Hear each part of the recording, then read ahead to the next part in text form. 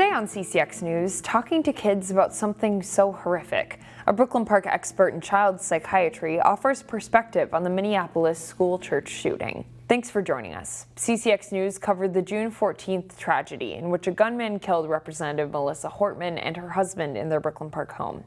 Now the Hortman family is speaking out about the events on Wednesday in Minneapolis, saying their hearts are with the victims and their families.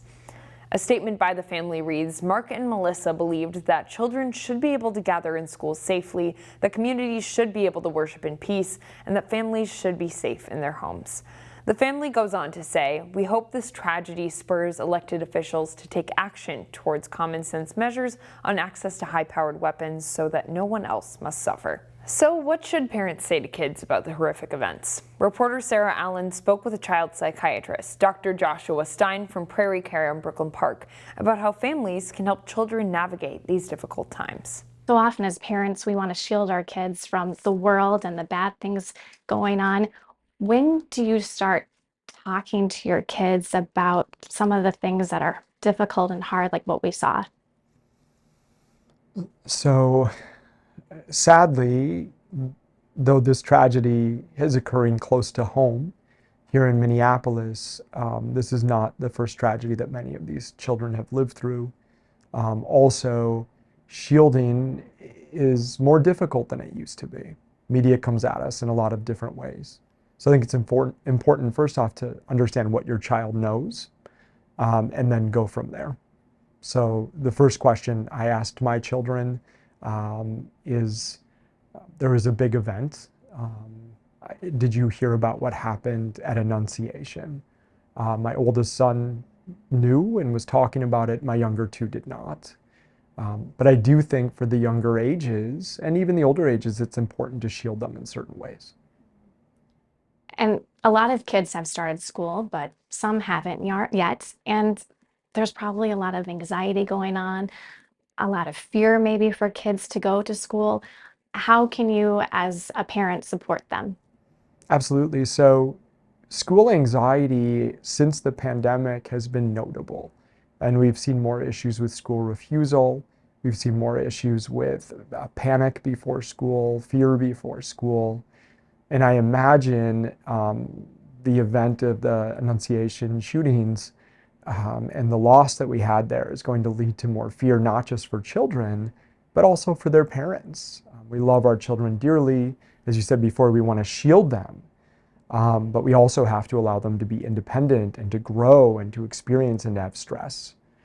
And so this school year, there may be substantially more worry, more panic, more anticipatory anxiety. So first off, I think it's important that parents process their own anxiety and they work with each other. They talk amongst their community. They lean into their mental health professionals if they need it. They touch base with their school to be reassured, but they come from a place where they feel as comfortable as they can be, or they can portray that to their child to build them up. So they feel that they have the foundation of a loving, joyful parent at home who's excited for the school year, who can celebrate the school year with them. And that's really no different than what we'd have in any other school year, but it is important that we keep things moving forward for them in that way. Yeah, and that's such wonderful advice. And of course, we wish all the kids well as they head back to school or return to school. Thank you so much for joining us here today. Absolutely. As 18 people recover after the shooting at Annunciation Church, local blood centers seek more donations. Memorial Blood Centers declared a blood emergency in Minnesota earlier this month, meaning the state's blood supply is dangerously low. That was declared before the tragedy in Minneapolis. So if you're able to donate, there are a few ways you can. Memorial Blood Centers has locations in Maple Grove and Plymouth. And the American Red Cross is also holding drives throughout our region, and you can usually find one every day. We'll post where to look at ccxmedia.org. The world can be full of hazards for kids, which is why Brooklyn Park Police brought back its annual Child Safety Camp this week. Kevin Miller takes us to the camp, where first responders make connections with kids and make safety lessons fun. It can fly at about 50 to 60 miles an hour at a max speed, and it's got a really good camera, so it can see things from very far away, really up close. There's nothing like a drone demonstration to draw kids in. But don't get too close. They rotate really fast, and so we don't want to be close to it when it's on or when it's moving because it can hurt you. It can cut off fingers. An important safety lesson for these eager kiddos. The kids definitely enjoy seeing the equipment that the police and fire officers use every day.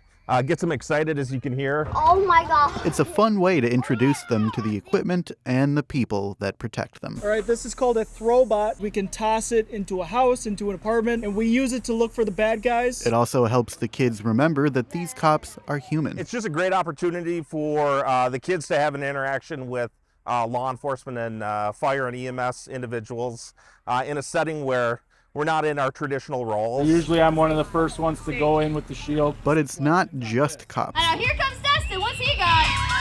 A team of local BMX bikers was on site, There's a really important thing that we do before we ride our bikes. teaching their own safety lessons We gotta do a safety check. We have to make sure that everything is in order. and showing off their tricks. You're going to see him. And if I'm no longer with us after this, One featured a brave Brooklyn Park police chief, a stunt that made both the bikes and the kids flip. Let's give a big round of applause for the police chief! Woo! In Brooklyn Park, Kevin Miller, CCX News. Brooklyn Park hosts a safety camp every summer, so if you missed it, you can sign up next year.